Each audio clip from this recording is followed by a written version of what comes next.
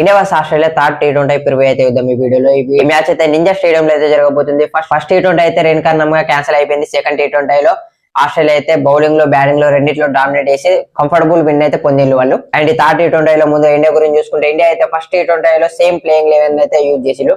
So ముగ్గురు spinners తో అయితే వెళ్ళిళ్ళు. సెకండ్ T20 లో అయితే మన బ్యాటింగ్ టోటల్ గా ఫెయిల్ అయిందని చెప్పొచ్చు. ఓన్లీ అభిషేక్ శర్మ 67 రన్ చేస్తే, హర్షిత్ రాణా అయితే నెంబర్ 7 లో వచ్చి ఒక ఓడే నాకైతే ఆడిండు. 33 బాల్స్ లో 35 రన్స్ అయితే స్కోర్ చేసిండు. సో అతన్ని శివన్ దూబే కన్నా ముందు పంపడం అనేది కొంచెం మిస్టేక్ గానే అనుకుంటున్నాను నేనైతే. శివన్ దూబే కన్నా బెటర్ బ్యాటర్ అయితే కాదు Harshit Rana. So batting order లో అలాంటి చేంజెస్ చేయకుంటేనే బాగుంటది, ఎక్స్పెరిమెంట్ చేయకుంటే. అక్కడ నెక్స్ట్ స్ట్రాంగ్ టీమ్ తో ఆడుతున్నప్పుడు, మీరు ఏదైనా చిన్న టీమ్స్ తో ఆడుతున్నప్పుడు ఇలాంటి ఎక్స్పెరిమెంట్స్ చేస్తే బాగుంటది. ఎందుకంటే మార్జిన్ ఆఫ్ ఎర్రర్ చాలా తక్కువ ఉంటది కాబట్టి T20 లో. అండ్ సంజు శాంసన్ నెంబర్ 3 లో ఆడిపించారు.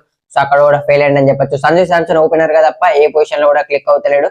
సో సంజు శాంసన్ ఓపెనర్ గా ఆడిపిస్తేనే ప్లేయింగ్ 11 లో పెట్టాలి, లేకుంటే జితేష్ శర్మ మిడిల్ ఆర్డర్ లో ఎలాగో బాగా పర్ఫార్మ్ చేస్తారు కాబట్టి అతన్ని తీసుకొస్తే బాగుంటుంది నా opinion. And captain Shubman Gill మరొకసారి ఫెయిల్ అయ్యింది అని చెప్పొచ్చు. సో ఇంకా 3 T20s ఉన్నాయి. సో అతను పర్ఫార్మ్ చేయకుంటే తర్వాత అతన్ని కెప్టెన్స్ చేస్తారా, వైస్ కెప్టెన్ కొనసాగిస్తారా లేదా అనేది చూడాలి, ఏం చేస్తారు అనేది. అండ్ మన బ్యాటింగ్ అయితే తప్పకుండా బాగా పర్ఫార్మ్ చేయాల్సిన సిచ్యువేషన్ అవుతుంది. అండ్ మన బౌలింగ్ గురించి చూసుకుంటే మాత్రం ముగ్గురు స్పిన్నర్స్ తో వెళ్ళకుంటే బాగుంటుంది. ఎందుకంటే ఆపోజిట్ లో ఆస్ట్రేలియా టీం అయితే నలుగురు ఫాస్ట్ బౌలర్స్ తో వస్తే, మన వాళ్ళు ముగ్గురు స్పిన్నర్స్ తో వెళ్తున్నారని చెప్పొచ్చు. సో ముగ్గురు స్పిన్నర్స్ లో ఒక స్పిన్నర్ ని తీసేసి హర్షదీప్ సింగ్ ని తీసుకొస్తే బాగుంటది. లెఫ్ట్ ఆర్మ్ వెరైటీ యాడ్ అవుతుంది.